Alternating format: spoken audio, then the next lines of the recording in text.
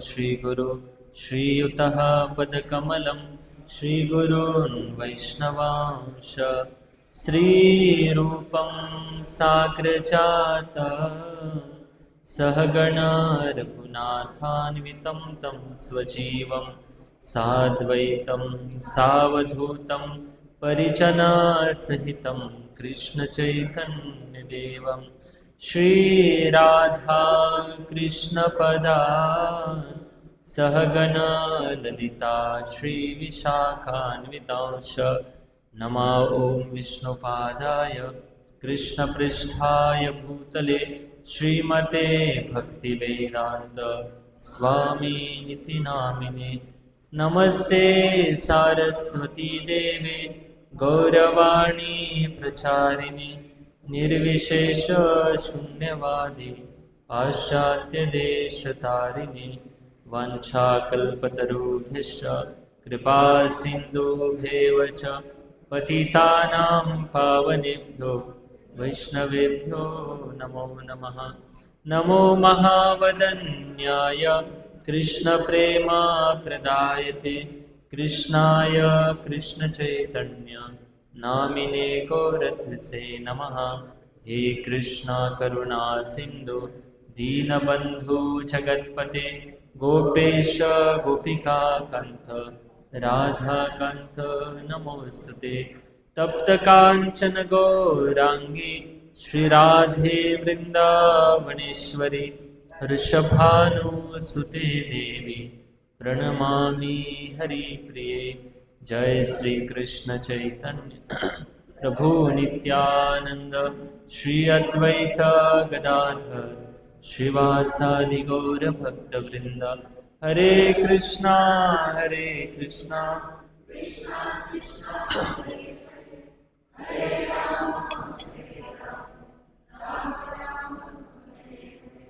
हरे कृष्णा कृष्णा कृष्णा हरे हरे हरे राम राम राम हरे हरे। हरे कृष्णा कृष्णा कृष्णा हरे हरे हरे राम राम राम हरे हरे। हरे कृष्णा।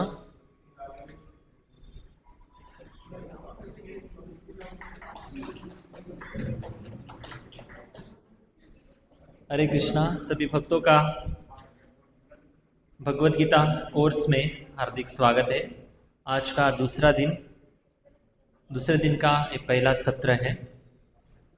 इसमें हम देखेंगे कि भगवान को देखने की कला क्या है, इसकी आज चर्चा करेंगे।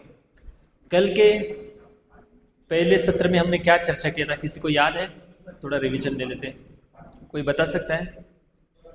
सुख की खोज की चर्चा की थी। हाँ, वेरी गुड।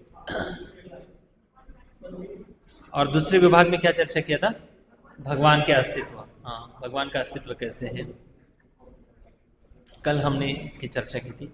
बताइए, कोई बता सकता है कौन से प्रमाण से हम सिद्ध कर सकते हैं कि भगवान का अस्तित्व है?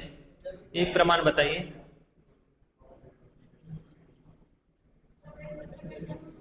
हाँ, अच्छा। हाँ, और जैसे 2-3 उदाहरण से हमने समझे थे, जैसे कि कोई वस्तु दिखाई दे रही, उसका रचना करने वाला, बनाने वाला कोई व्यक्ति है, तो वैसे ही इस पूरे संसार को बनाने वाले निश्चित रूप से भगवान हो सकते हैं। भगवत गीता में भगवान बता दें कि मत्ता परतर नान्यत किंचिदस्ति धनंजया मयि सर्वमिदं प्रोक्तम सूत्रे मणिगणाय। भगवान का जो अस्तित्व है भले हमें दिखाई नहीं देता, इसका मतलब भगवान का अस्तित्व नहीं है, ऐसा नहीं। भगवान गीता में एक उदाहरण से समझाते हैं, जैसे कोई मोतियों की माला है, माला के पीछे धागा हमें दिखाई नहीं देता है, लेकिन जो मोती है वो धागे के कारण बंधे हुए रहते हैं। तो कल हमने भगवान के अस्तित्व के बारे में चर्चा की थी। आज भगवान को देखने की कला क्या है, कैसे हम भगवान का दर्शन कर सकते हैं, कौन सा ऐसा माध्यम है जिसके माध्यम से हम भगवान का दर्शन कर सकते हैं। सबकी इच्छा होती है, कई लोग प्रश्न पूछते हैं कि अगर भगवान है तो हमें दिखाइए। तो भगवान अगर है तो दिखते क्यों नहीं है? कॉमन सबका प्रश्न है। तो भगवान कैसे दिखते नहीं हमें, और भगवान को देखने का सही तरीका क्या है, इसकी आज की क्लास में हम चर्चा करेंगे।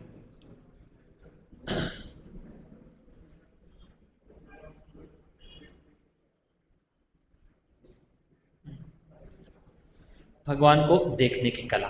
देखिए, किसी भी चीज़ को देखने मात्र से हम उस चीज़ के बारे में पूरा 100% ज्ञान प्राप्त नहीं करते हैं। किसी भी लॉजिक के आधार पर देख लीजिए। समझो किसी व्यक्ति को हमने देखा है, क्या उस व्यक्ति को केवल देखने मात्र से हम उसके बारे में सब कुछ जान लेते हैं? नहीं जानते। समझो कोई बुक हमने खरीदी है मार्केट से, उस बुक को केवल देखने मात्र से हम उस बुक के बारे में ज्ञान प्राप्त कर लेते हैं? नहीं कर लेते। तो वैसे ही इस संसार में भगवान को देखने से पहले हम चर्चा करेंगे कि ज्ञान प्राप्ति के जो मार्ग है, शास्त्र में 3 मार्ग का वर्णन किया गया है। तो ज्ञान प्राप्ति के जो 3 मार्ग है, इसकी पहले हम चर्चा करते हैं, फिर देखते हैं कि किस मार्ग के माध्यम से हम भगवान को देख सकते हैं। सही तरीका क्या है भगवान को देखने का? भगवान को देखने के लिए क्या क्या योग्यता की आवश्यकता होती है, इस विषय की आज चर्चा करेंगे। तो ज्ञान प्राप्ति के श्रील जीव गोस्वामी ने 10 प्रमाण बताए हैं। उसमें से सबसे महत्वपूर्ण जो प्रमाण है वो 3 प्रमाण है। पहला प्रमाण है प्रत्यक्ष प्रमाण। प्रत्यक्ष का अर्थ ये है कि प्रति अक्ष, अक्ष मतलब आंखें, जो आंखों से दिखाई देता है, इसको कहते हैं प्रत्यक्ष, प्रति अक्ष प्रमाण। जो इंद्रियों के द्वारा प्राप्त हुआ जो ज्ञान होता है, इसको प्रत्यक्ष प्रमाण कहते हैं। दूसरा प्रमाण है अनुमान प्रमाण। अनुमान प्रमाण का अर्थ यह है कि तर्क द्वारा या अंदाज लगाकर जिस वस्तु के बारे में, जिस व्यक्ति के बारे में हम ज्ञान प्राप्ति करते हैं, वो जो ज्ञान का स्तर है उसको अनुमान प्रमाण कहते हैं, केवल अंदाज लगाकर, अनुमान लगाकर। तीसरा प्रमाण है शब्द प्रमाण। शब्द प्रमाण का अर्थ यह है कि प्रमाणित व्यक्ति द्वारा जो ज्ञान प्राप्त होता है, जो प्रमाणिक, जैसे कोई गुरु शिष्य परंपरा, भगवत गीता में भगवान बताते कि एवं परंपरा प्राप्तम इमं राजर्षि योगितो, मतलब एक व्यक्ति दूसरे व्यक्ति को बताता है, दूसरा व्यक्ति तीसरे व्यक्ति को बताता है। तो ये जो ज्ञान है इसको शब्द प्रमाण कहते हैं। तो देखते हैं इस तीनों प्रमाण के बारे में, कौन सा ऐसा प्रमाण है जिसके माध्यम से हम भगवान को देख सकते हैं, भगवान का हम अनुभव कर सकते हैं।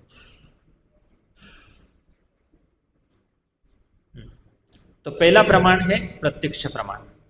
प्रत्यक्ष प्रमाण के द्वारा जो ज्ञान प्राप्त किया जाता है, विशेषता इसमें इंद्रियों का बहुत ज़्यादा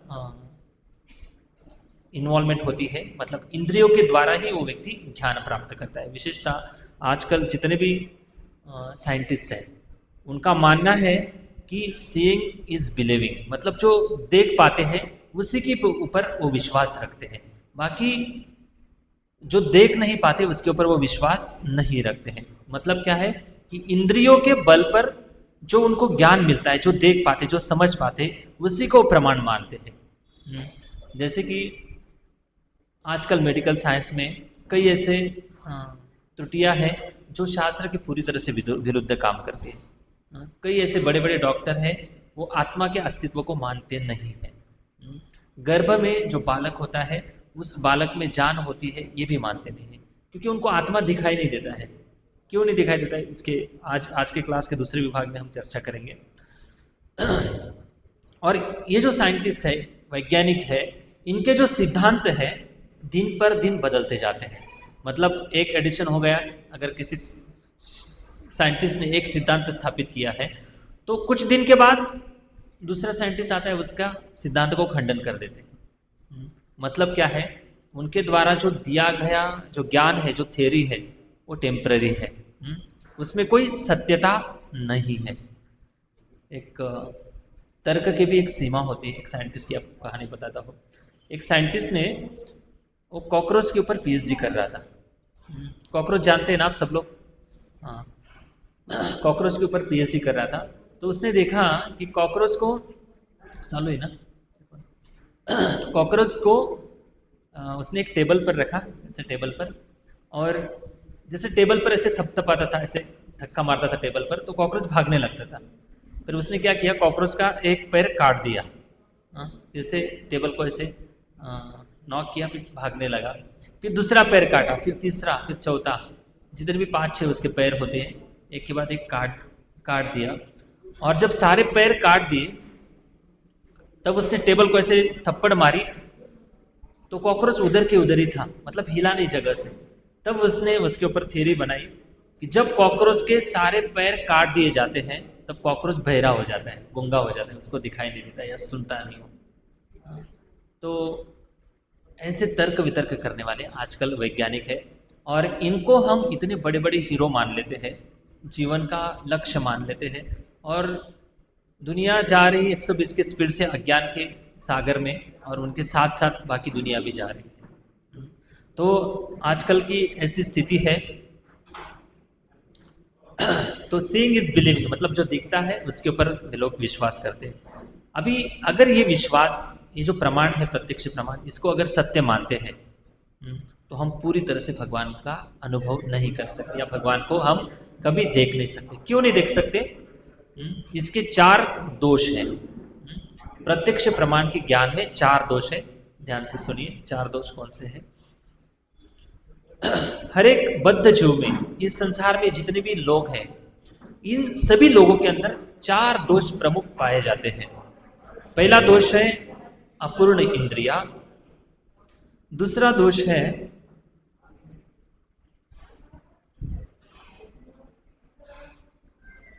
भ्रम में रहना, तीसरा है गलती करना, और चौथा है ठगने की प्रवृत्ति, मतलब किसी को फंसाने की प्रवृत्ति।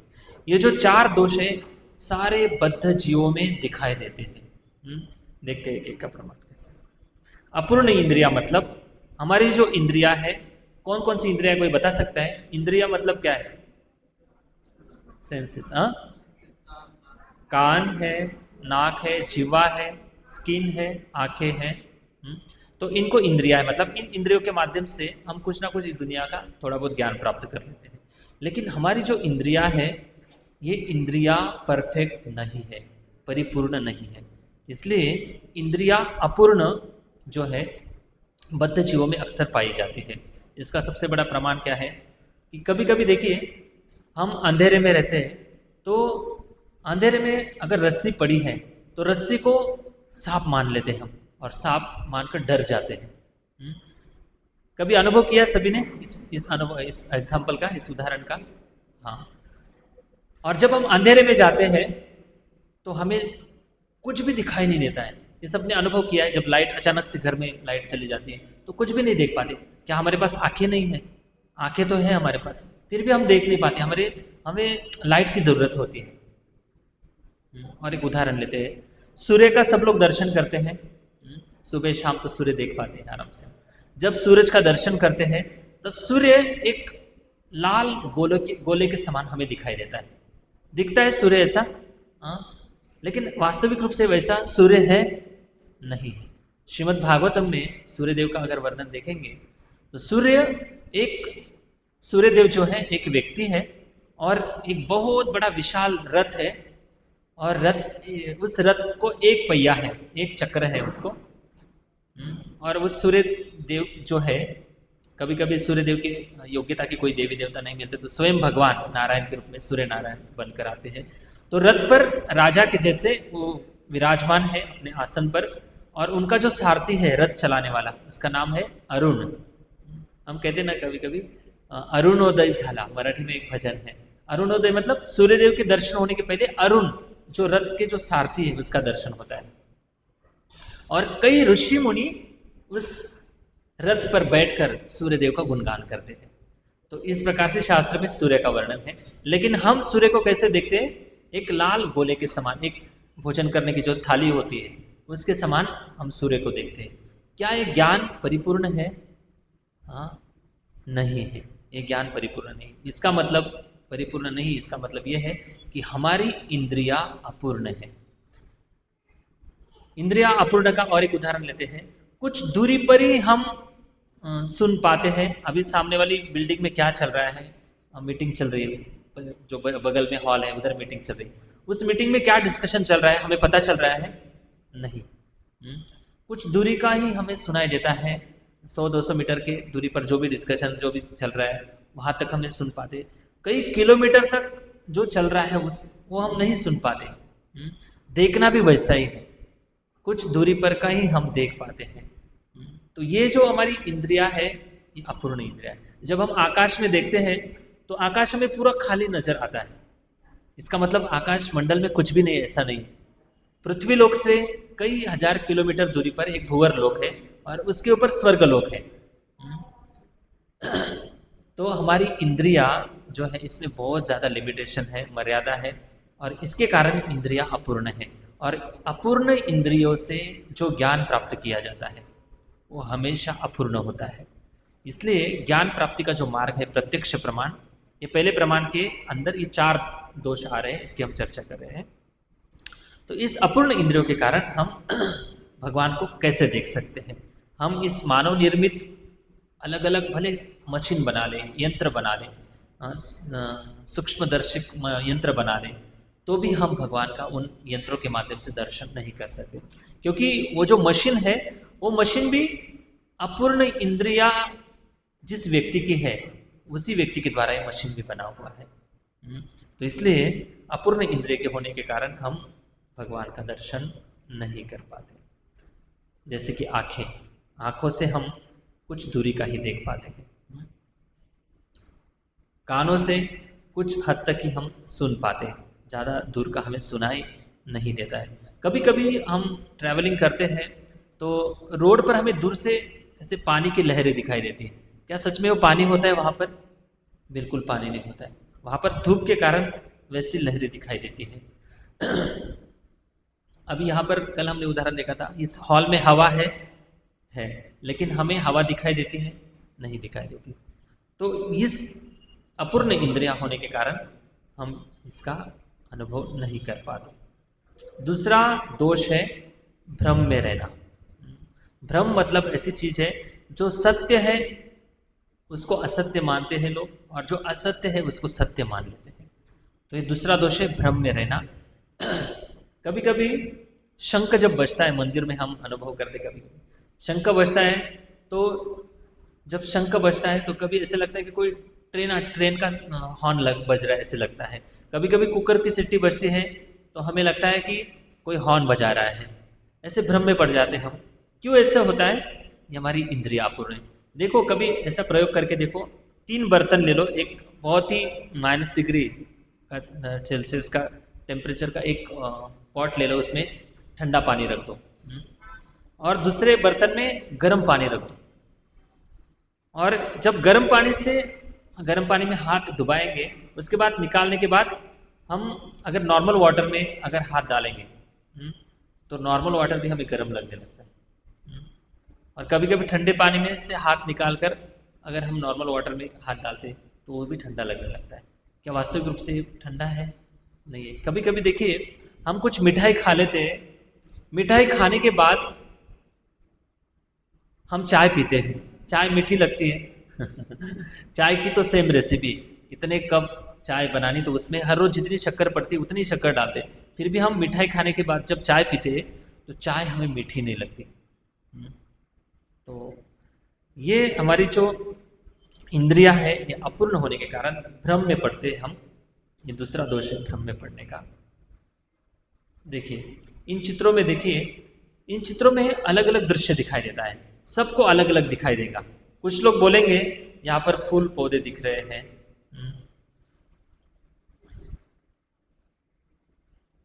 इस चित्र में देखिए कोई बोलेंगे एक मनुष्य है, इसमें आंखें भी है, और एक व्यक्ति गार्डन से फूल लेके जा रहा है।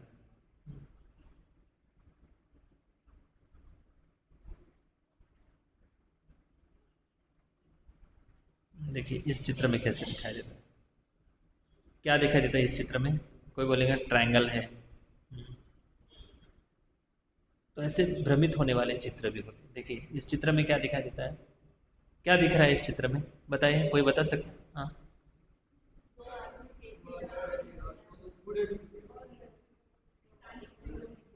हाँ, सबका दृष्टिकोण अलग अलग है, किसी को कुछ दिखाई दे रहा है, किसी को कुछ दिखाई दे रहा है।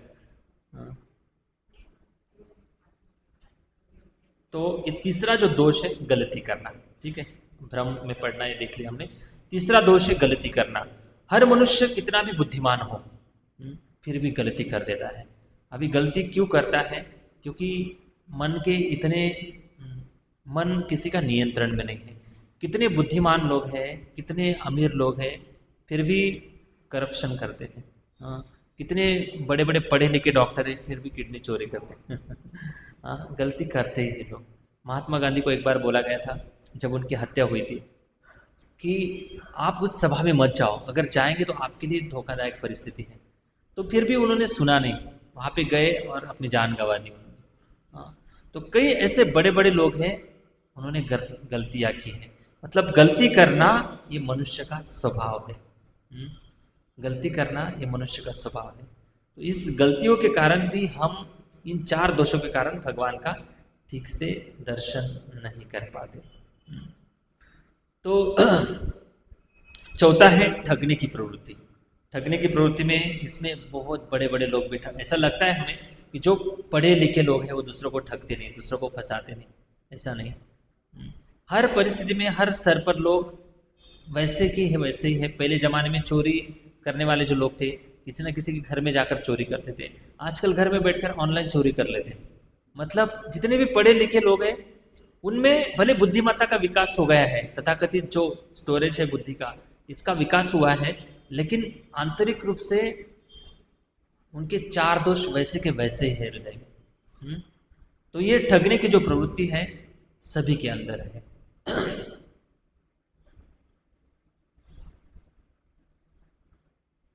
हाँ, तो चंद्रमा पर मानव जाता है, ये जो विषय है बहुत विशेष विषय है।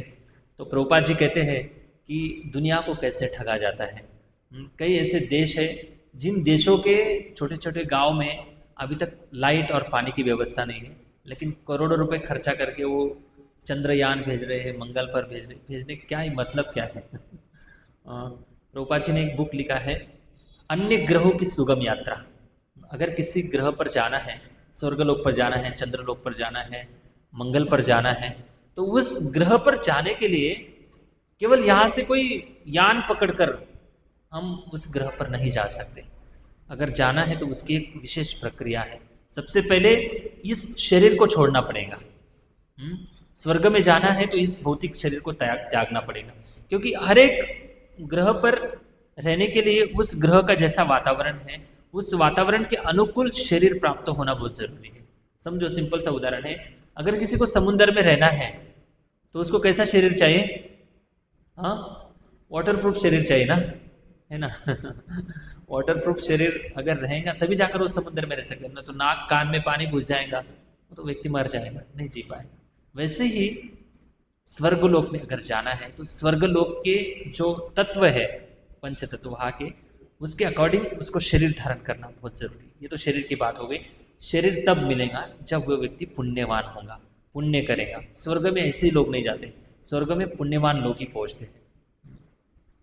तो बड़े बड़े लोग भी दुनिया को ठगते हैं, ये प्रभुपाद जी बता रहे हैं। कई ऐसे बड़े बड़े साइंटिस्ट हैं, वो वादा करते कि हम मृत व्यक्ति को एक दिन जीवित करके दिखाएंगे। हाँ, इसलिए वो लोगों से पैसा लेते रहते, फंड लेते रहते, अपना काम चलाते रहते और दुनिया को भ्रमित करते रहते। हाँ, तो ये जो चार प्रवृत्ति है जीवात्मा के अंदर, कौन कौन सी बता सकते एक लाइन से? पहला है अपूर्ण इंद्रिया, दूसरा भ्रम में रहना, तीसरा गलती करना, और चौथा ठगना, हाँ, या फंसाना किसी को। तो ये जो चार प्रवृत्ति है, ये चार प्रवृत्ति क्यों चर्चा कर रहे हैं हम? क्योंकि ये प्रत्यक्ष प्रमाण के ये चार दोष है। अगर प्रत्यक्ष प्रमाण के माध्यम से अगर हम भगवान को देखना चाहते हैं, प्रत्यक्ष प्रमाण का मतलब ये है कि हम हमारी इंद्रियों से भगवान को अगर देखना चाहते हैं तो हम नहीं देख सकते। क्यों नहीं देख सकते? क्योंकि हर जीवात्मा के अंदर, इस संसार के जितने भी लोग हैं, इनके अंदर ये चार प्रकार की प्रवृत्तियां पाई जाती हैं। तो जो व्यक्ति इन चार प्रवृत्ति से परे हो गया है उसको कहते हैं अपौरुषीय। तो ऐसे व्यक्ति भगवान को जरूर देख सकते हैं, इसकी चर्चा हम करेंगे। तो दूसरा प्रमाण है अनुमान प्रमाण, ज्ञान प्राप्ति का दूसरा प्रमाण है अनुमान प्रमाण। अनुमान प्रमाण का अर्थ यह है कि तर्क के द्वारा जो ज्ञान प्राप्त किया जाता है उसको अनुमान प्रमाण कहते हैं। समझो किसी डब्बे में या किसी बॉक्स में कितने आम है, आम की पेटी समझो एक बॉक्स है, उसमें कितने आम है कोई गिन सकता है बाहर से? कोई बोलेगा 10 आम है, कोई बोलेगा 5 आम है, कोई बोलेगा 2 आम है, कोई बोलेगा 1 भी आम नहीं। क्या बाहरी रूप से देखने से, अनुमान लगाने से उस ज्ञान की हम परिपूर्णता प्राप्त कर सकते हैं? नहीं प्राप्त कर सकते। इसलिए कितना भी तर्क करो, कितने भी फिलॉसफी अपनी झाड़ो, कितने भी बुक्स लिखो, तर्क के आधार पर हम भगवान को ना देख सकते ना भगवान को जान सकते हैं। तो तर्क की भी एक सीमा होती है, और तर्क जो होता है ये उसके मानसिक जो अनुभव है, बुद्धि के जो अनुभव है, उसके आधार पर ये तर्क होता है। तो तर्क के बारे में एक बहुत फेमस थ्योरी इतिहास में आप सबने स्कूल में पढ़ा होगा, कॉलेज में नहीं, स्कूल में सबने पढ़ी थी ये थ्योरी। क्या नाम है इनका? हाँ, डार्विन। हाँ, क्या थ्योरी थी इनकी? इनका सिद्धांत क्या था? किसी को याद है? नहीं पता? तो डार्विन जो थे एक विचारवंत थे, उन्होंने एक थ्योरी लिखी थी। उन्होंने कहा कि कई हजार वर्ष पहले मानव समाज जो है, मानव समाज के कोई पूर्वज नहीं थे। पहले बंदर थे और बंदरों से धीरे धीरे धीरे धीरे मनुष्य बना। पहले तो ऐसे पूरा बैंड था, धीरे धीरे ऐसे टेढ़ा हुआ, फिर पूरा सीधा हो गया। जब सीधा हो गया व्यक्ति तब उसको मानव कहने लगे, और धीरे धीरे फिर उसके बोलने की जो कला है जागृत हुई, भाषा का जन्म हुआ, फिर अश्म युग आया, फिर लोह युग आया। ऐसी उनकी थ्योरी है। क्या ये सबने पढ़ा है इतिहास में, हिस्ट्री में पढ़ा होगा? तो क्या सच है वो थ्योरी? सही बात बता रहे हो? देखिए प्रभुपाद जी बताते हैं, अगर डार्विन बता रहा है कि बंदरों से मानवों की निर्मिति हुई है, तो श्रील प्रभुपाद जी बताते हैं कि हमारी निर्मिति तो ब्रह्मा जी से हुई है। ब्रह्मा जी ने सृष्टि निर्माण की भगवान की आज्ञा से। हमारे बाप ब्रह्मा जी हैं, लेकिन डार्विन के बाप बंदर हो सकते हैं। तो क्या लॉजिक के आधार पर देखिए, अगर एक ही जमीन पर अगर हम मिर्ची का पौधा लगाते हैं तो मिर्ची का ही पेड़ उगता है। अगर आम का बीज लगाते हैं तो आम का ही पेड़ उगेगा, है कि नहीं? तो बंदरों से मनुष्य कैसे आ सकता है? तो ये जो थ्योरी है, कुछ दिन के बाद उन्होंने फिर से लिखा कि ये मेरा सिद्धांत नहीं था, ये मेरा तर्क था।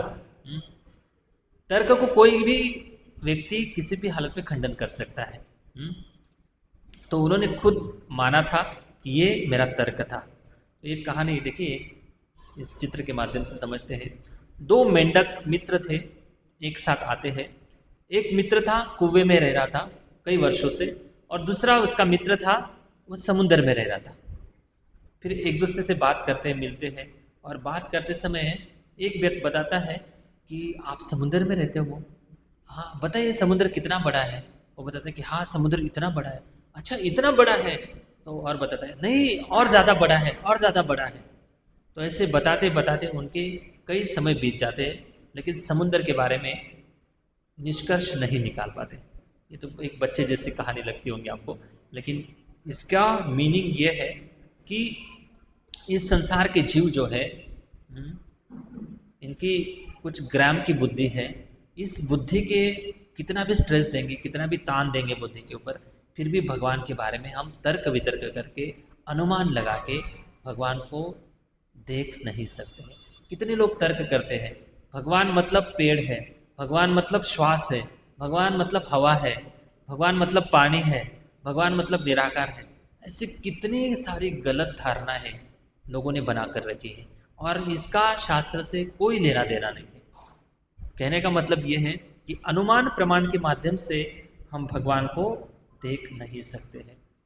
एक चित्र के माध्यम से हमें समझ में आएगा कि एक हाथी दिखाई दे रहा है। सबको दिखाई दे रहा है हाथी? तो यहाँ पर 6 लोग हैं। ये 6 लोग हाथी को अपने अपने अनुभव से समझने का प्रयास कर रहे हैं। पहले व्यक्ति ने हाथी का जो सूंड है उसको पकड़ा है और वो कह रहा है हाथी मतलब एक सांप के समान है। उसको लग रहा है हाथी मतलब एक सांप के समान है। 6 अंधे व्यक्ति है, सॉरी 6 अंधे व्यक्ति है।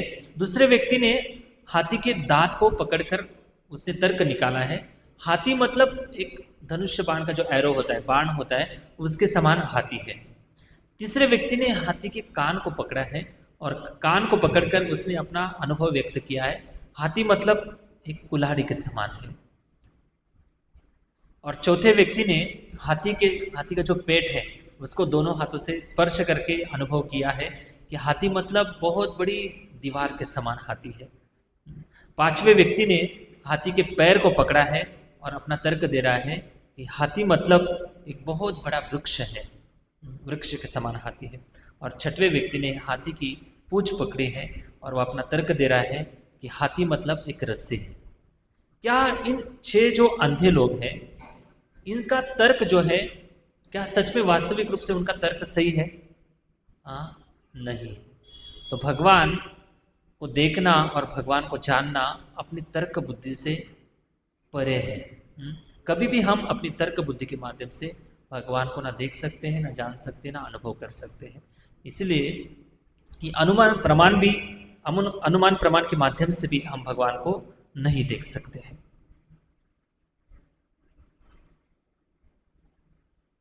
तो तीसरा प्रमाण है शब्द प्रमाण। ये सबसे अधिकृत प्रमाण है और इसके माध्यम से हम भगवान को जरूर देख सकते हैं। अनुमान प्रमाण का अर्थ ये है कि अवरोह पद्धति है, अवरोह और आरोह। आपने अगर हारमोनियम सीखा होगा, इसमें एक अलंकार जो सिखाए जाते हैं, सारे गम पद निसा, ये आरोह पद्धति, फिर ऊपर जाते फिर ऊपर से नीचे आते, अवरोह पद्धति, सानी धप मगर ऐसा, ऐसे। वैसे ही प्रत्यक्ष प्रमाण और अनुमान प्रमाण आरोह पद्धति के समान है। मतलब हम अपने प्रयास से, अपने इंद्रियों से, अपने अनुभव से, अपने मन से भगवान को जानने का प्रयास कर रहे हैं। और ये जो 2 पद्धति है इसके माध्यम से भगवान को देख नहीं सकते। तो तीसरी पद्धति है शब्द प्रमाण, इसको अवरोह पद्धति कहते हैं। मतलब ऊपर से नीचे तक आती है जो पद्धति, इसके माध्यम से जरूर हम भगवान का दर्शन कर सकते हैं। अभी इस पद्धति को क्यों सत्य मानना है? अगर कोई कहेंगे आप बोले प्रत्यक्ष प्रमाण से भगवान को नहीं देख सकते, कोई बात नहीं, मान लेते। अनुमान प्रमाण से भगवान को नहीं देख सकते, फिर इस पद्धति में ऐसी क्या चीज़ है जिसके इस पद्धति का पालन करने से हम भगवान को देख सकते हैं, भगवान का अनुभव कर सकते हैं? तो सिंपल सी बात है, देखिए सांप जहरीला होता है, ये हमको किसने बताया है? कोई बता सकता है? हमारे माता पिता जो भी थे, हमारे घर के बड़े लोग, उन्होंने बताया था ना कि सांप जहरीला है। कभी हमने अनुभव किया है सांप के पास जाकर? अरे आप तो झूठ बोल रहे हो, सांप को देखता हूँ मैं, हाथ में पकड़ता हूँ। या पॉइजन की बॉटल है, फिनेल जो होता है घर में साफ करने का, कभी पीकर अनुभव किया है हमने? पीते हैं कभी? पिया है? नहीं ना। तो कुछ ऐसी चीज़ें हैं। अभी यहाँ पर इलेक्ट्रिसिटी, किसी को अनुभव करना है, अरे इसका हाथ लगाने से हाथ जल जाएगा, व्यक्ति मर भी सकता है, तो कोई बोलेगा कि आप झूठ बोल रहे हो, इसका मैं अनुभव करता हूँ। तो अनुभव करेगा तो रहेगा यहाँ पर, हमेशा के लिए स्वर्ग का दर्शन हो जाएगा उसको।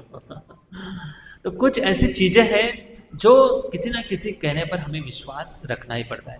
अभी हम स्कूल कॉलेज में पढ़ते हैं, किताबें पढ़ते हैं, टीचर हमें सिखाते हैं, क्या वो शब्द प्रमाण नहीं? उनके शब्द पर हम विश्वास नहीं रखते हैं? रखते हैं ना विश्वास? हाँ, तो शब्दों पर विश्वास रखना ही पड़ता है। ठीक है। तो ये जो पद्धति है इसको गुरु शिष्य परंपरा कहते हैं। अधिकृत व्यक्ति से ज्ञान प्राप्त करना। भगवान श्री कृष्ण गीता में बताते हैं, अगर किसी को भगवान का दर्शन करना है, भगवान का अनुभव करना है, तो भगवान 4 अध्याय के 34वें श्लोक में बताते हैं, तद्विद्धि प्रणिपातेन परिप्रश्नेन सेवया उपदेक्षन्ति ते ज्ञानम ज्ञानिनस्तत्वदर्शिनः। भगवान गीता में बताते हैं कि अगर किसी को भगवान की प्राप्ति करनी है, भगवान का दर्शन करना है, तो उस व्यक्ति को एक अधिकृत गुरु के पास जाना पड़ेगा। गुरु तो बहुत है इस संसार में, कितने सारे गुरु हैं। यूट्यूबर भी गुरु बन जाते हैं, मोटिवेशनल स्पीकर भी गुरु है, आजकल म्यूजिक भजन गाने वाले वो भी गुरु है। आजकल गुरु का बहुत बड़ा ट्रेंड चल रहा है। चमत्कारी बाबा वो भी गुरु है, लेकिन भगवान क्या बताते हैं, जो तत्वदर्शी पुरुष है, तत्वदर्शी मतलब जो तत्वतः भगवान को जानता है, और जिसको शब्द ब्रह्म का ज्ञान है, शब्द ब्रह्म मतलब जिसको शास्त्र का अच्छे से ज्ञान है, साथ साथ पर ब्रह्म का भी उसके पास रियलाइजेशन है, अनुभव है, ऐसे व्यक्ति के पास जाओ। ऐसा व्यक्ति आपको परिप्रश्न सेवया, उसके पास जाकर उसकी सेवा करो, उनकी आज्ञा का पालन करो और जिज्ञासा करो, प्रश्न पूछो। ऐसे नहीं कि आंख बंद करके वो जो बता रहे वैसे करते रहो, नहीं, तर्क बताओ, उनके पास प्रश्न पूछो, अपने बुद्धि में जो भी दिमाग में जितने भी शंका प्रश्न जो भी है, जो भी डाउट है, उनके पास व्यक्त करो, तब जाकर स्वीकार करो भगवान है या नहीं है, गुरु प्रामाणिक है या नहीं है। तो एक गांव में एक बाबा जी रहते थे, महाराज जी रहते थे, उनकी बहुत लंबी दाढ़ी और बाल थे। तो उनके पास एक पति पत्नी जाते हैं और उनकी समस्या ये थी कि उनको कई वर्षों से उनको संतान प्राप्ति नहीं हो रही थी। तो उनको किसी ने कहा होगा कि बाबा जी के पास जाएंगे तो शायद समस्या सॉल्व हो जाएगी आपकी। तब वो जाते कि बाबा जी, महाराज जी, आपके सिर के इतने बाल हैं, उसमें से आपके एक बाल हमें दीजिए, क्योंकि हमने कई प्रयास किया है, कितने सारे प्रयास के बाद भी हमें पुत्र प्राप्ति नहीं हुई है। तो हमने सुना है कि आपके बालों में बहुत शक्ति है।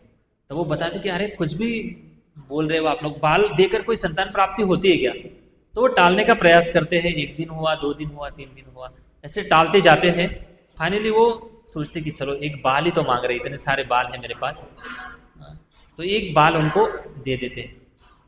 फिर वो जब जाते हैं, बाल को लेकर जाते हैं, उस बाल की पूजा करते हैं, उस केश की पूजा करते हैं, घर में रखते हैं, और बाय चांस पता नहीं उनको कुछ दिन के बाद उनको पुत्र प्राप्ति हो जाती है, बेटा प्राप्त हो जाता है, उनको संतान हो जाती है।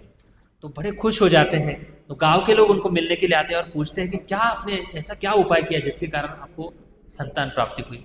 तब उन्होंने बताया कि हमारे गांव के बाहर मठ में एक बाबा जी, एक महाराज रहते हैं, उनके बहुत लंबे बाल हैं, उन्होंने हमें एक बाल दिया था, उस बाल के प्रसाद के रूप में हमें पुत्र प्राप्ति हुआ है। तो गांव के लोग, सबके अंदर भौतिक इच्छा कुछ ना कुछ है, कोई तन दुखी, कोई मन दुखी, कोई धन भी न रहे तो उदास, सारे लोग थोड़े थोड़े दुखी है इस संसार में। तो सब लोग भागते हैं, उस बाबा जी के पास जाते हैं, महाराज जी के पास, और बताते कि हमको आपका बाल दे दो। बाबा जी इधर उधर छुपने का प्रयास करते, लेकिन पूरे गांव के लोग उस बाबा जी के ऊपर टूट पड़ते हैं, और इतने टूट पड़ते हैं कि उन बाबा जी के सिर पर और दाढ़ी पर एक भी बाल बचता नहीं बिना प्लेट का हेड शो हो जाता है तो कहने का मतलब ये है कि इस संसार में कई ऐसे लोग हैं जिनको हम गुरु भी मान लेते हैं, लेकिन भगवान बताते कि अधिकृत व्यक्ति के पास जाओ। जो फिर अधिकृत व्यक्ति का प्रमाण क्या है? जो गुरु शिष्य परंपरा से आया हो। ऐसे व्यक्ति को कभी गुरु मत स्वीकार करो जिसके ऊपर कोई गुरु नहीं। मतलब जो अभी गुरु है वो कुछ दिन पहले एक अच्छा किसी न किसी का शिष्य था प्रामाणिक परंपरा से, तब जाकर वो गुरु बनता है। तो ऐसे स्वयं प्रकाशित, स्वयं घोषित जो गुरु है उनको दंडवत प्रणाम करो और दूर रहो। तो ऐसे व्यक्ति के पास जाकर जब हम ज्ञान प्राप्ति करते हैं, शब्दों के ऊपर विश्वास रखते हैं, और शब्द केवल उनके मन घड़त शब्द नहीं होने चाहिए, शास्त्र में जो बताए गए शब्द हैं वो शब्द होने चाहिए। तो इसको कहते हैं शब्द प्रमाण। तो शब्द प्रमाण के माध्यम से हम धीरे धीरे ज्ञान प्राप्ति के माध्यम से भगवान का दर्शन कर सकते हैं, भगवान का अनुभव कर सकते हैं। अभी शब्द प्रमाण क्यों मानना है? समझो अभी T20 या IPL की मैच चल रही है, समझो इंडिया के किसी बड़े शहर में मैच चल रही है, हम इस शहर में बैठे हैं, तो हम इस शहर में बैठकर मैच देखते हैं। उधर जो मैच में जो जो लाइव चल रहा है वो कमेंट्री में हम सुनते हैं, तो उसको सत्य मानते हैं कि नहीं मानते? हम सत्य मानते हैं ना, या नहीं मानते? सत्य मानते हैं। तो अगर उनके ऊपर विश्वास रखते हैं हम, तो फिर शास्त्र के शब्दों के ऊपर क्यों विश्वास नहीं रखना चाहिए? तो विश्वास तो रखना ही पड़ेगा। विश्वास नहीं रखेंगे तो ज्ञान प्राप्ति नहीं होगी। तो ये जो परंपरा है 5000 साल पहले, ये जो ज्ञान की परंपरा है, इसकी शुरुआत हुई स्वयं भगवान श्री कृष्ण ने विवस्वान जो सूर्यदेव है उनको ज्ञान दिया था, उनका पुत्र मनु उसको ज्ञान दिया था, फिर इक्ष्वाकु, ऐसे करते करते श्रील प्रभुपाद जी इस पूरी परंपरा से 32वें आचार्य हैं, और प्रभुपाद जी ने जो ज्ञान दिया है वो ज्ञान जो स्वयं भगवान बताना चाहते हैं, जो भगवान का मूड है, वही मूड को ध्यान में रखते हुए श्रील प्रभुपाद जी ने ये ज्ञान हमें पहुँचाया है। इसलिए भगवान गीता में कहते हैं इमं विवस्वते योगा प्रोक्त वाहनम अव्ययम। भगवान बताते कि ये जो ज्ञान की परंपरा है ये कुछ काल के बाद खंडित हो गई थी, इसलिए हे राजर्षि, हे परीक्षित, हे अर्जुन, मैं आपको ये पुनः ज्ञान दे रहा हूँ ताकि इस ज्ञान की परंपरा फिर से चालू हो। इसलिए एवं परंपरा प्राप्तम इमं राजर्षयो विदु स काले नेह महता योगो नष्ट परंतपः। परंतप अर्जुन के माध्यम से फिर से ये जो ज्ञान है शुरुआत किया था भगवान ने। तो ये जो भगवत गीता है 5000 साल पहले कुरुक्षेत्र की युद्ध भूमि पर अर्जुन के माध्यम से हम जैसे लोगों के लिए ये सब ज्ञान दिया था। सिंपल से एक उदाहरण लेते हैं कि प्रत्यक्ष प्रमाण से ये जो प्रश्न है, अगर मेरे पिता कौन है, अगर ये जानना है किसी को, समझो एक अनजान बालक है जिसको कोई माता पिता नहीं है या माता पिता है भी, समझ लो, उस बालक को जानना है कि मेरे पिता कौन है। अगर प्रत्यक्ष प्रमाण के माध्यम से देखेंगे, लैब में जाकर चेक करेंगे प्रत्यक्ष प्रमाण के माध्यम से कितने संसार में लोग हैं, सबका ब्लड लेकर उसका डीएनए जो भी टेस्ट करेंगे और इसका जब मैच करेंगे दोनों बच्चे का और उनका, कितने लोगों का खून लेना पड़ेगा, कितना टाइम जाएगा। शायद वो लैब में चेक करने वाला जो व्यक्ति है उसकी ज़िंदगी खत्म हो जाएगी, फिर भी वो जान नहीं पाएगा कि इसके पिता कौन है।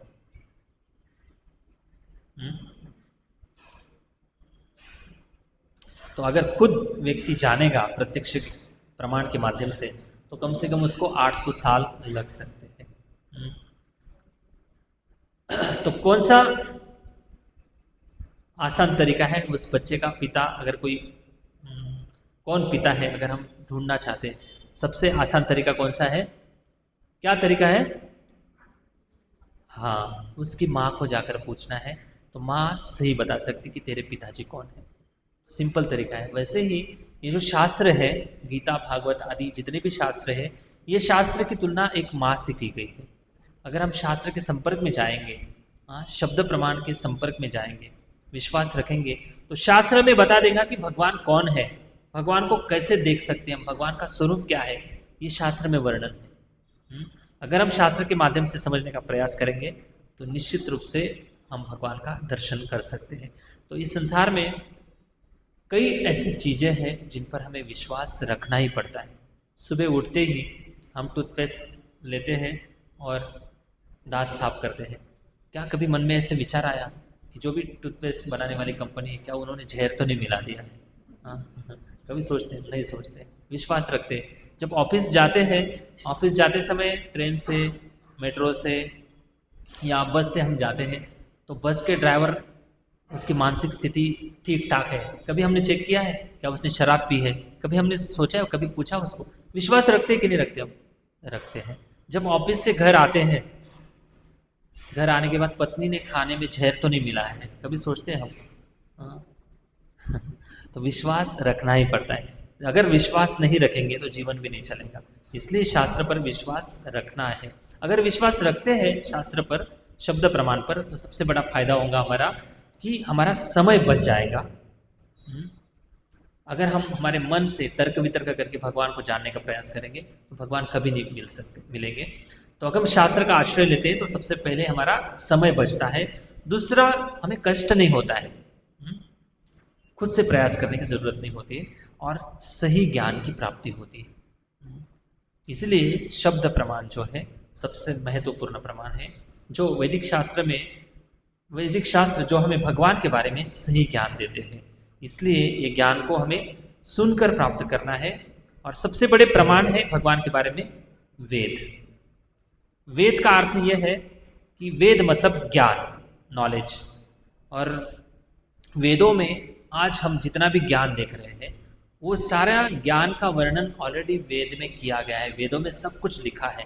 जितने भी क्षेत्र है, इंजीनियरिंग है, मेडिकल है, जो भी आजकल हम आविष्कार कर रहे हैं दिन पर दिन, ये ऑलरेडी वेदों के अंदर लिखा हुआ है। और इस वैदिक ज्ञान जो है सर्वप्रथम श्रीमद् भागवतम 1.1.1 तेने ब्रह्म हृदय आदि कवये मुह्यंति यत सूरया, ब्रह्मा जी के हृदय में स्वयं भगवान ने ये ज्ञान को स्थापित किया था। उसके बाद फिर ब्रह्मा जी से ये ज्ञान की परंपरा शुरुआत हुई थी। तो इस प्रकार से ही गुरु शिष्य परंपरा है। तो गुरु शिष्य परंपरा में व्यासदेव जी ने ये शास्त्र सब लिखित स्वरूप में हमें दिए हैं। पहले के जमाने में, मतलब कलयुग के पहले, द्वापर, त्रेता और सत्ययुग में लोग श्रुतिधर होते थे। श्रुतिधर का अर्थ यह है कि जब वो व्यक्ति एक बार सुन लेता था तो जीवन भर उसको याद रहता था। हम लोग 10 बार सुनते हैं, एक बार भी याद नहीं रहता है। तो कलयुग का जो दशा थी, जब व्यासदेव जी ने देखा कि कलयुग के जो लोग हैं बड़े आलसी होंगे, इनकी बुद्धि बहुत कम रहेगी और इस कम बुद्धि के कारण इनको परम सत्य का ज्ञान होना बहुत मुश्किल है। पहली बात तो श्रद्धा नहीं रहेगी हृदय में। ऐसे कलयुग के जीव रहेंगे, इनका जो माथा है तिलक विहीन माथा रहेगा, वस्त्र विहीन शरीर रहेगा, बुद्धि विहीन मस्तिष्क रहेगा, चरित्र विहीन मानव रहेगा। तो ऐसे कलयुग के कुछ लक्षण शास्त्र में वर्णन किए गए हैं। तो ऐसे अयोग्य लोग कैसे भगवान को जान सकते हैं, इसलिए उन्होंने इस वैदिक ज्ञान को एक लिखित स्वरूप में लिख दिया और कलयुग के उन्होंने कुछ लक्षण देखे थे। श्रीमद् भागवत में बताया गया है, प्रायेण अल्प आयुषा कलो वस्मिन युगे जना मंदः सुमंद मतयो मंद भाग्यायुपद्रुतः। प्राय इस कलयुग के लोग अल्प आयुषी होंगे। मतलब सत्ययुग में लोग कितने साल जीते थे, किसी को याद है? बताइए। 1,00,000 साल तक जीते थे सत्ययुग में। त्रेता युग में 10,000 साल तक और द्वापर युग में 1,000 साल तक जीते थे। देखिए भीष्म पितामह की उम्र कितनी थी, 500 साल तक जिए थे जब जाकर उन्होंने शरीर त्यागा था। और कलयुग में कितने साल तक जी रहे लोग? 100 साल, बताने के 100 साल, लेकिन कोई गारंटी नहीं। कोई 50 में, 40 में, किसी को तो गर्भ के बाहर आने का भी मौका नहीं मिलता है, उधर ही उनका हरि बोल हो जाता है। भयानक कलयुग है। तो इस कलयुग में अल्पायुषी लोग होंगे। प्रायेण अल्पायुषा कलो वस्मिन युगे जना मंद।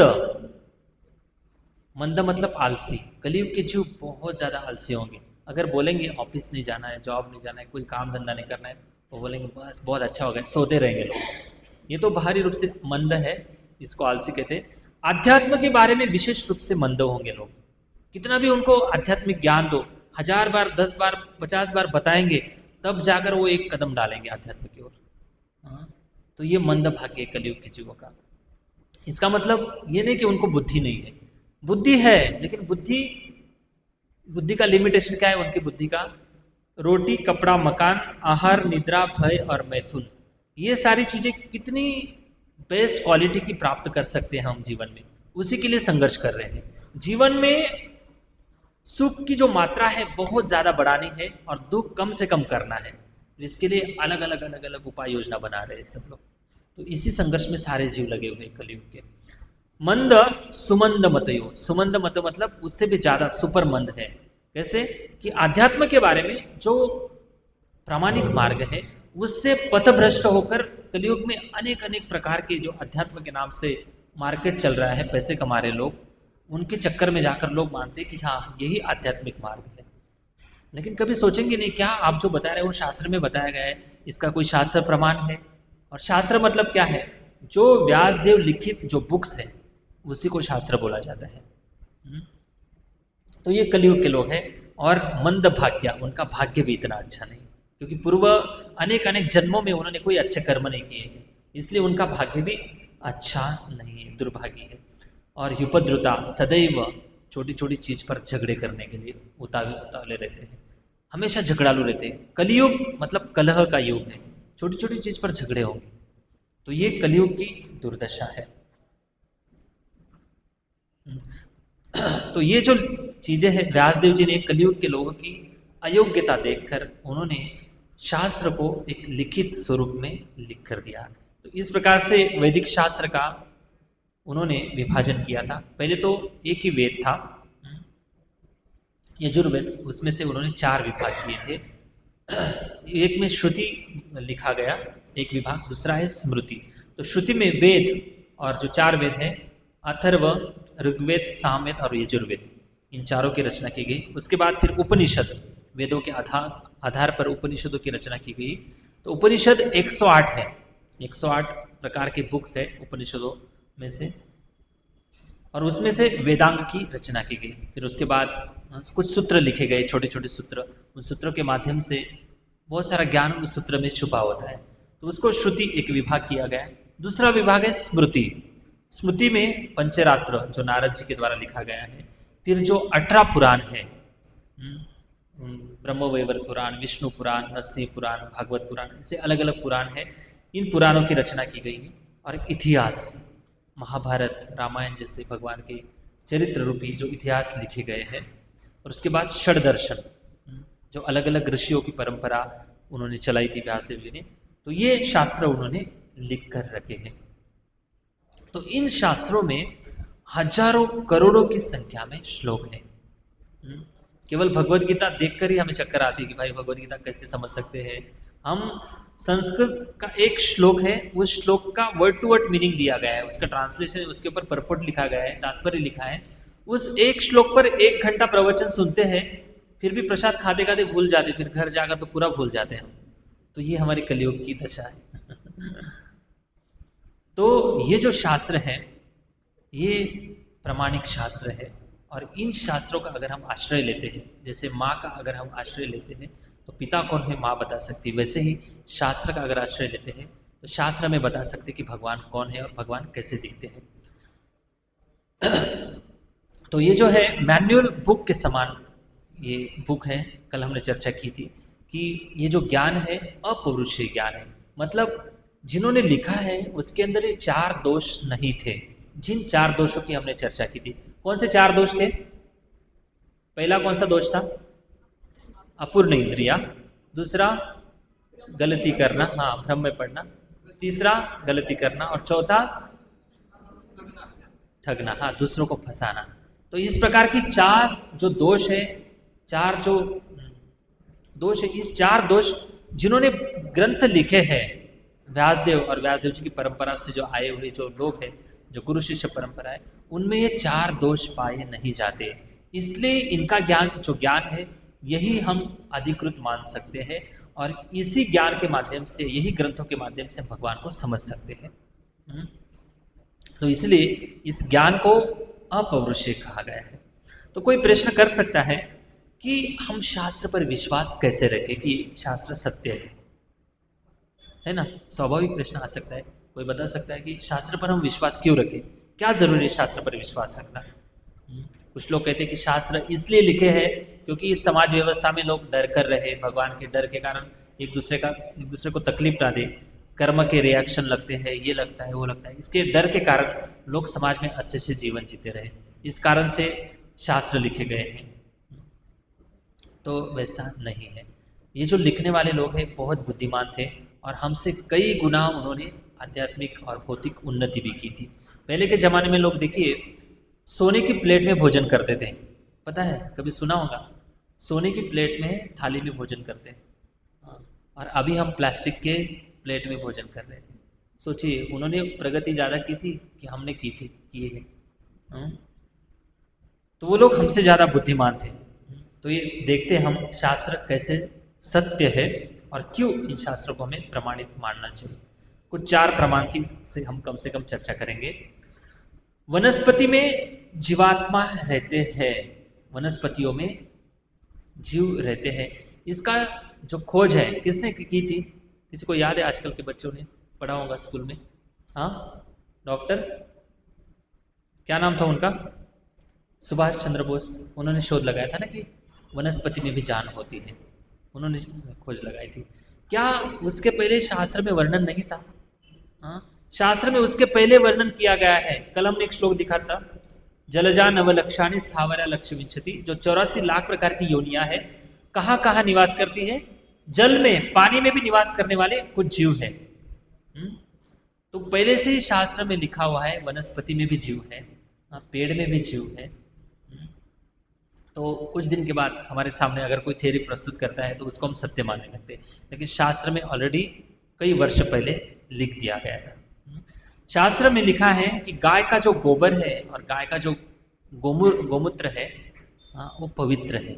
गोमूत्र से कई अलग अलग प्रकार की आजकल मेडिसिन बन रही है और उस मेडिसिन के कारण कैंसर जैसी बीमारियां भी ठीक हो रही है।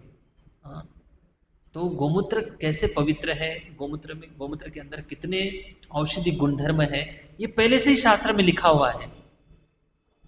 हाँ, आजकल लोग उसका प्रयोग कर रहे हैं, तो इसका मतलब ये है कि शास्त्र में जो लिखा है वो सत्य है। इसका अर्थ ये होता है कि शास्त्र भी सत्य है। पृथ्वी जो है ये गोल है, ये पहले से ही भागवतम में लिखा हुआ है।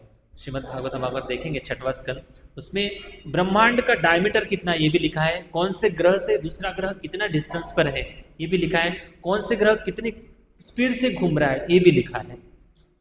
आजकल तो साइंटिस्ट इतना तो खोज कर ही नहीं सकते, उनका तो दिमाग चलेगा ही नहीं।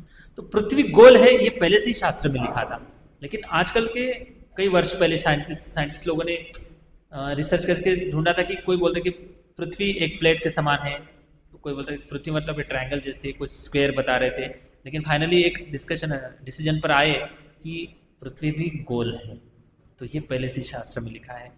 अग्नि में भी जीव होते हैं, अग्नि में भी जीव होते हैं, तो ये शास्त्र में पहले से लिखा है।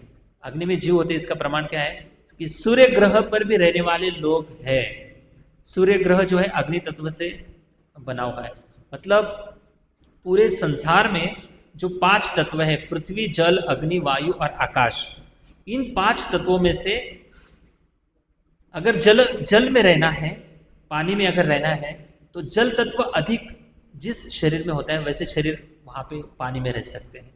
मतलब मछली, कछुआ, मगरमच्छ, ये जो प्राणी हैं ये जल में क्यों रह सकते हैं? क्योंकि इनका जो शरीर है अधिक मात्रा में उनके शरीर में जल तत्व है। हम पानी में नहीं रह सकते। मछली जमीन पर रह सकता है? नहीं रह सकता। हम जमीन पर रह सकते, क्यों? क्योंकि हमारे शरीर में सबसे ज़्यादा पृथ्वी तत्व है, मिट्टी तत्व है। ऐसे कहते हैं ना कि मिट्टी का शरीर है, मिट्टी में मिल जाएगा, मतलब इस शरीर में सबसे ज़्यादा मिट्टी एक तत्व है, इस कारण से हम पृथ्वी पर रह सकते हैं। अग्नि तत्व जिन शरीरों में ज़्यादा होता है वो अग्नि में रह सकते हैं। तो ये जो प्रमाण है कई हजारों वर्ष पहले शास्त्र में लिखा हुआ है। इसका मतलब ये है कि शास्त्र सत्य है, शास्त्र कोई तर्क वितर्क के आधार पर लिखा हुआ नहीं है। और भी कुछ प्रमाण देखते हैं। शास्त्र में जो चीज़ें बताई गई हैं, इस श्लोक नंबर के साथ यहाँ पर लिखा है, देखिए, अनेक व्यक्तियों के बारे में भविष्यवाणियाँ की गई थी कि आने वाला कलयुग जो है, ये कलयुग कैसा आएगा और इस कलयुग में कौन कौन से राजा होंगे। और ऐसे भी कहा गया है कि अंतिम जो राजा है शिवाजी महाराज होंगे, उसके बाद कोई राजा नहीं होगा। और वो जो शिवाजी महाराज राजा थे वो केवल राजा नहीं थे बल्कि राजर्षि थे, उनके अंदर ऋषि के भी गुण थे। तो ऐसे पवित्र राजाओं का भी प्रमाण मिलता है। तो श्रीमद् भागवतम में भगवान बुद्ध का वर्णन आता है कि कौन से साल में कब कहाँ पर भगवान बुद्ध का जन्म होगा, इसका वर्णन भागवतम में वर्णन आता है। चाणक्य पंडित के बारे में श्रीमद् भागवतम में वर्णन आता है। 12वां स्कंद पहला अध्याय और 11 नंबर श्लोक में चाणक्य पंडित नाम के एक व्यक्ति आएंगे और वो अपना वर्चस्व दिखाएंगे, इसका भी वर्णन आता है। अशोक सम्राट जो एक राजा होकर गए इतिहास में, उनके बारे में भी श्रीमद् भागवतम में वर्णन आता है। जीसस क्राइस्ट उनके बारे में भी शास्त्र में वर्णन आता है। मतलब ये भविष्यवाणियाँ सत्य हुई है और आगे जाकर कल की अवतार जो है, कलयुग के अंतिम समय पर कल की अवतार होने वाला है और कहाँ पर होने वाला है इसका वर्णन भी भागवतम में दिया गया है। बिहार प्रांत में संबल नाम का ग्राम है, विष्णु यश नाम के एक ब्राह्मण के घर में भगवान कल्कि के रूप में अवतार लेंगे। ये ऑलरेडी शास्त्र में कई हजार वर्ष पहले ही लिख दिया गया है। इसका मतलब ये है कि शास्त्र सत्य है, इसलिए शास्त्र प्रमाण को हमें सत्य मानना चाहिए। और विशेष रूप से कलयुग का वर्णन, कलयुग का जो वर्णन है शास्त्र में बताया गया है। इस वीडियो के माध्यम से हम देखते हैं।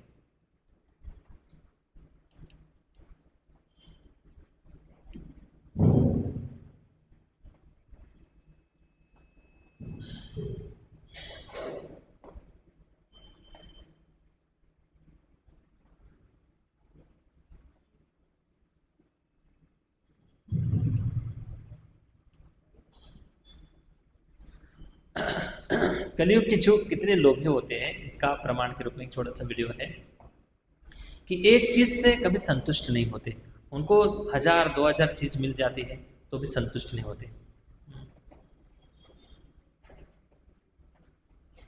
लेकिन उस संग्रह के कारण सब कुछ व्यक्ति खो देता है, अपना जीवन भी खो देता है, लेकिन उस सुख का कभी वो व्यक्ति अनुभव नहीं कर पाता है।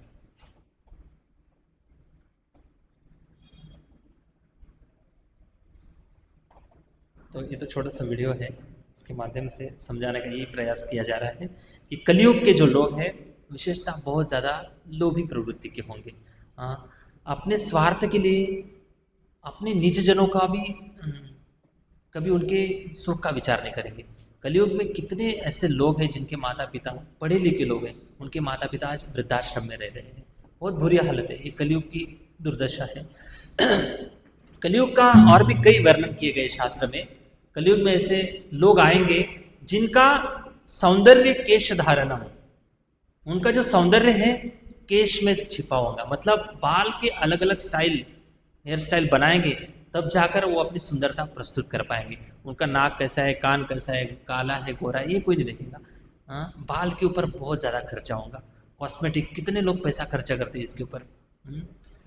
तो सौंदर्य केश धारणम ब्राह्मणम सूत्र धारणम, कलयुग के जो ब्राह्मण है ये ब्राह्मण केवल सूत्र जनेऊ धारण करने वाले ब्राह्मण रहेंगे, और इतने लोभी ब्राह्मण हो जाएंगे कि मंत्र पठन इसकी शुद्धि की कोई विचार नहीं करेंगे। तो ये कलयुग की दुर्दशा है। अन्न और पानी बिका जाएगा इस कलयुग में। पहले अन्न और पानी कभी बिकते नहीं थे, लोग फ्री में देते थे। किसी को जो मुसाफिर जो ट्रैवलिंग करने वाले लोग हैं उनको फ्री में सब कुछ दिया जाता था, और कोई भोजन मांगता था तो उसको खुले हाथ से भोजन दिया जाता था।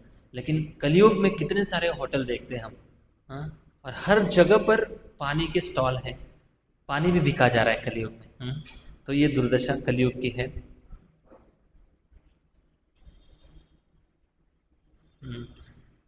नदियों में गंदा पानी छोड़ा जाएगा। जो पवित्र नदियां हैं, गंगा यमुना, ये सारी जो पवित्र नदियां हैं ये दिन पर दिन मैले होती जाएंगी। ये कलयुग का वर्णन शास्त्र में पहले से किया गया है। बालक की हत्या गर्भ में ही हो जाएगी, मतलब ऐसे हम देख रहे हैं आजकल अबॉर्शन हो रहा है कि नहीं, कर रहे कि नहीं, लोग अबॉर्शन करते जा रहे हैं लोग। कभी कलयुग में, मतलब कलयुग के पहले के लोगों ने कभी सोचा भी नहीं था कि ऐसे लोग आएंगे, और आगे जाकर ऐसी स्त्रियां होंगी जो अपने खुद के गर्भ को गर्भपात करके उसको कुकर में पकाकर, सीटी से पकाकर खुद उसका मांस खाएंगे। ऐसा कलयुग निश्चित रूप से आएगा, याद रखना। तो इतना भयानक कलयुग आने वाला है। जिसकी हाथ में लाठी उसी की भैंस होंगी। जिसके हाथ में लाठी, मतलब जिसके अधिकार है, जिसके पास सत्ता है, पैसा है, वो अपने अधिकार से सब कुछ कर लेगा। और बड़े बड़े जो खून करने वाले लोग हैं, बहुत बड़े अपराधी लोग हैं, वो खुलेआम जनता में घूमेंगे, और छोटे मोटे अपराध करने वाले लोग हैं वो जेल में बंद रहेंगे। तो ये कलयुग की बहुत बड़ी दुर्दशा है। पुलिस को देखकर लोगों को सुरक्षितता का अनुभव होना चाहिए, लेकिन पुलिस की सीटी सुनकर लोग डरने लगते कि नहीं। इसका मतलब ये है कि जो रक्षक है वही भक्षक बन गए हैं। तो ये कलयुग के कुछ ही लक्षण मैं बता रहा हूँ, और भी श्रीमद् भागवत में आप पढ़ सकते हैं 12वें स्कंद में कि आने वाला कलयुग कैसे कैसे भयानक होने वाला है। दिन पर दिन लोगों की शुद्धता कम होते जा रही है। जिस घर में हम भोजन कर रहे हैं उसी घर में टॉयलेट कर रहे हैं। तो ये कलयुग का भयानक जमाना है। तो ये जो कलयुग है दिन पर दिन ऐसा बढ़ेगा कि लोगों की शुद्धता कम हो जाएंगी, लोगों की बुद्धिमत्ता कम हो जाएंगी। देखिए पहले के लोग कितने सारे फ़ोन नंबर याद रखते थे। हम ही बचपन में देखो कितने सारे फ़ोन नंबर, 10-15 फ़ोन नंबर तो याद रख लेते थे। आज किसी का फ़ोन नंबर याद नहीं हमको, सबको कॉन्टैक्ट लिस्ट खोलनी पड़ती है कि हमारे पास सुविधा नहीं। इतनी सारी सुविधा होते हुए भी हम आलसी बनते जा रहे हैं, बुद्धि कम होती जा रही, शुद्धता कम होती जा रही है, पवित्रता कम होती जा रही है, और दिन पर दिन हाइट भी कम होते जाएंगे। कलयुग में ऐसे वर्णन आता है कि आगे जाकर 3-3.5 फुट का इंसान होगा, और उसकी आयु 20-22 साल की आयु होगी, और उसको 20-22 साल में पढ़ाई भी करनी है, डिग्री भी कमानी, शादी भी करनी, बच्चे भी पैदा करने हैं, घर भी बनाना है, और ऊपर भी जाना है 20 साल में तो ऐसी भयानक स्थिति इस कलयुग की है। तो इसका मतलब कहने का तात्पर्य यह है कि आने वाला कलयुग इतना भयानक है तो इस कलयुग का जो वर्णन है शास्त्र में पहले से किया है। दंभ और कलह का ये युग होगा। छोटी छोटी बात पर इस कलयुग के लोग झगड़ा करेंगे।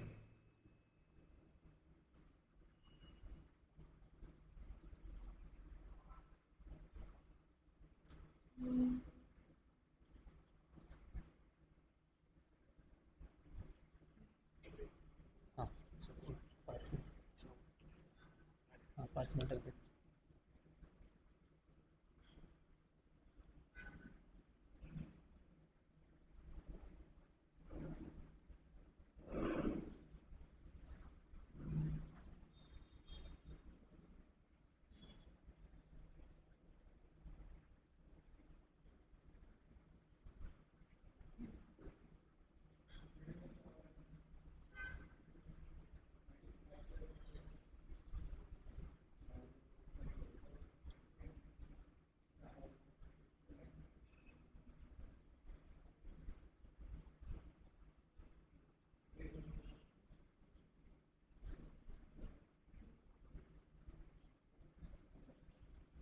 तो कहने का मतलब ये है कि कलयुग के जीव इस प्रकार से दंभ और कलह प्रिय होंगे, उनको झगड़ा बहुत प्रिय होगा छोटी छोटी बात पर। और भी भविष्यवाणी की गई है, कलयुग में श्री चैतन्य महाप्रभु जो है अवतार लेंगे। ये कलयुग का अबॉर्शन करने वाले लोग रहेंगे, और जिसकी लाठी उसकी भैंस रहेंगी। जो मासूम लोग हैं, जो निरपराध लोग हैं, उनको ऊपर अत्याचार करेंगे लोग। और श्री चैतन्य महाप्रभु के बारे में भी भविष्यवाणी की गई है भागवतम में। कृष्ण वर्णम तुषा कृष्णम सांगोपांगस्त्र पार्षदम यज्ञ संकीर्तन प्राय यजंती ही सुमेधसा। कलयुग में एक भगवान के स्वयं श्री कृष्ण और राधा रानी के सम्मिलित रूप लेकर श्री चैतन्य महाप्रभु के रूप में भगवान स्वयं अवतार लेंगे। और क्या क्या कहाँ कहाँ अवतार लेंगे इसका विस्तारित वर्णन शास्त्र में किया गया है। तो इसलिए शास्त्र को सत्य मानना चाहिए कि शास्त्र सत्य है, और शास्त्र के आधार पर ही हम समझ सकते हैं कि मैं कौन हूँ, भगवान कौन है, मैं यहाँ पर आया हूँ और मेरे जीवन का उद्देश्य क्या है, मृत्यु के बाद हम कहाँ जाते हैं, क्या होता है मृत्यु के बाद, सुखी जीवन का राज क्या है। ये सारे प्रश्नों का जवाब उत्तर केवल और केवल शास्त्र में ही मिल सकता है। इसलिए शास्त्र प्रमाण मार्ग मानकर अगर हम चलते तो निश्चित रूप से इस शब्द प्रमाण के माध्यम से हम भगवान को जान सकते हैं, भगवान का दर्शन कर सकते हैं। तो ये है भगवान के दर्शन की वास्तविक पद्धति। पहली पद्धति हमने देखी थी कौन सी, प्रत्यक्ष प्रमाण। प्रत्यक्ष प्रमाण से हम भगवान को नहीं देख सकते, क्यों? क्योंकि हर जीव के अंदर 4 दोष है।